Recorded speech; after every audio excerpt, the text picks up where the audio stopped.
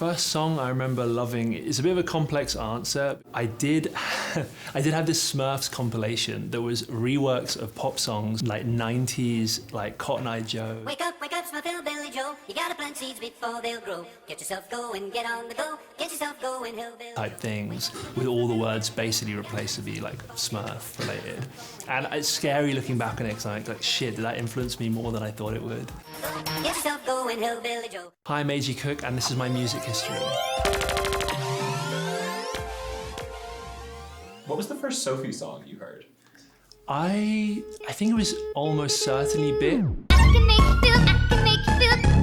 But I found her whole SoundCloud profile at the time, and it sort of just hit me like this sort of laser beam. It was all these snippets of things as well. It was very frustrating. It was like 1 minute of Bip and then 1 minute of a few other things and like fragments of mixes. And I remember the profile picture, this sort of pink shape and some bio that just said like Generation EasyJet or something. It was very, felt very complete but very mysterious, like a lot of Sophie stuff in a way. But, we kind of met quite soon after that, really. It was a very rare kind of thing where you really connect with someone's music and it really hits you. And then they also find little things in what you're doing. And we'd both been finding, like I was sort of describing about making these, what we thought were like pure pop songs, but they weren't necessarily, but we almost like we'd carved out these very specific references that we both immediately intuitively got. It was like, well, you're also into this and this and this, and so bring all those things in the fold. And so, yeah, I think on literally probably within 5 seconds of hearing Bip, I was like, okay, this is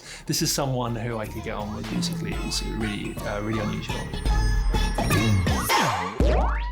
The first song of mine that got reviewed, it might have been some of the SoundCloud mixes, possibly. I think the very first A.G. Cook thing I put out was like a mix for Friends magazine. This kind of, we imagined we did a brand campaign for Illamasqua makeup, but we hadn't done it. And I remember just doing that for fun. And then suddenly it was kind of on that sort of blog spot, hype machine aggregate of blogs, and people then actually, I think, were very keen to discuss any kind of new thing, even if it was like an hour-long group of stuff. I think really the first things that felt like a solid, intentional live show with the kind of early PC music showcases, whether it's the very first time we did South by Southwest and it was everyone in a row with their 10-minute sets. Or when we did like a live stream for Halloween, this Halloween Dead or Alive stream, it's like I'd done a very small trip actually to do with Cutie and with Sophie and doing these tiny things. And then the year after I came back with the entire like PC music label collective, and I was sort of, it was so many of us. I felt like a school teacher on a school trip, like kind of just like responsible for these totally different things. My first time working with Charli was quite fleeting in a sense. I think we had done a handful of sessions writing songs that haven't really been used. We'd met a little bit before. I got taken to a housewarming party and we'd almost been in touch previously and she'd already tweeted about PC music, and we'd kind of had all these like almost connections that she went to art school for a year and I knew other people on that course and we'd been aware of each other for a while. But we sort of worked together on a couple of tracks. I think they've probably all been leaked, if I'm honest. I think there was one called Round and Round, which is pretty fun. Boy, you got me freaking out. In a weird way, we were very interested in just talking about music in general. When we locked into the mixtapes, Number One Engine, Pop 2, that's when I think it really felt like, okay, this is the level we're really gonna work together on and find this way of working super fast and just like really knowing each other well by that point. So the mixtapes really started, I think, our proper musical artistic collaboration, but we'd had a lot of conversations about music as a whole and these little bits of sessions that kind of led to that. So Addison and I met at, I think, one of Charli's parties. I think it was a Christmas thing or something. I know Charli was already excited about the kind of, the track they had done, and the kind of, is it a leaked EP or not? Addison and I worked on a few things. Obviously doing the Von Dutch remix was really fun. We worked on these sort of fragments of things. One of them became this warped track of mine called Lucifer on Britpop. So yeah, it was really fun hanging out with Addison a lot, and I really could feel that kind of star power even, I don't know, before many of the official releases, you know, and it was, yeah, it's obviously really cool. So yeah, we would have met definitely through that. I'd resisted making an A.G. Cook album for a very, very long time, and it was almost a big part of the ethos. Even the name A.G. Cook as an artist or producer name, you know, it's trying to be generic. It's like the thing you'd see in the credits or a booklet or something. You know, it's very cold, and it's not like a cool DJ name. I had these one-off moments, these mixes, a few appearances, but really avoiding the album as a notion. After 7 years of that, I think I'd seen a way to do an album without it being the obvious producer album. Almost how I would collaborate with myself.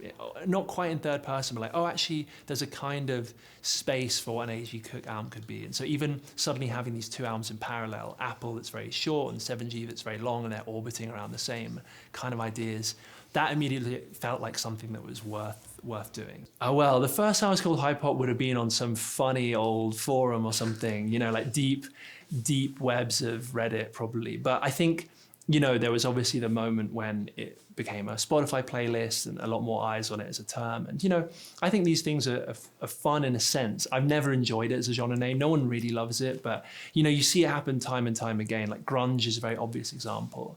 I don't think any grunge bands like being called grunge, but it's useful, and there's some fun push and pull with it, you know. It could be worse. I prefer it to bubblegum bass, which is a bit more limited. My first time on national TV was the Jimmy Kimmel appearance, Bounce performance, I think, that Charli did, a track that does and doesn't exist. I was just lying down on the stage. It was when I was sort of involved in Charli's visual world a bit, as well as doing kind of writing and production with her. So it was sort of my idea to just like have this fuzzy stage. And I remember just, yeah, that being in Hollywood, happening with the kind of live audience, hearing the track so loud, you know, lying down on the ground, just really like, feeling the kind of intense and bizarre reality of this actually being captured on television. So I think the last PC release that I worked completely on has to be the Die Slaughter album. This album called Soft Rock. It was released really at the end of that 2023 year, where we did put out a lot of stuff. And yeah, it's with friend Finn Keen, who I've also worked on Charli and other bits on. But, you know, we were working on the album for a while, and we knew it would be this kind of slightly against the grain PC music release, but also something quite fitting for, you know, if it's this kind of slight epic, you know, not so much a swan song, but a kind of a parallel kind of version of what PC music could be, with some kind of left field collaborators on it. The last artist that I heard and was really excited about, there's a few. There's a Scottish producer called Proc Fiscal. I got him to open one of my shows. I remember seeing one of his music videos, and it's something, you know, you can see that there's some influence from me in my music scene, but also doing it in a very idiosyncratic way. So that's always the kind of sweet spot. I'm constantly trying to find things that feel like they're breaking new ground. I almost like shut down projects if they're not breaking new ground for me personally. Honestly, doing the score for the moment felt like a very different kind of pace for me, even though it's referring to a lot of music that I've done before. There's a couple other projects that I'm wrapping up now that I can't really talk about. But yeah, it's my constant goal to not repeat myself if possible. And if I am repeating myself, quite literally, like with some of the moment callbacks and textures, is to do it in this really intentional, confrontational way.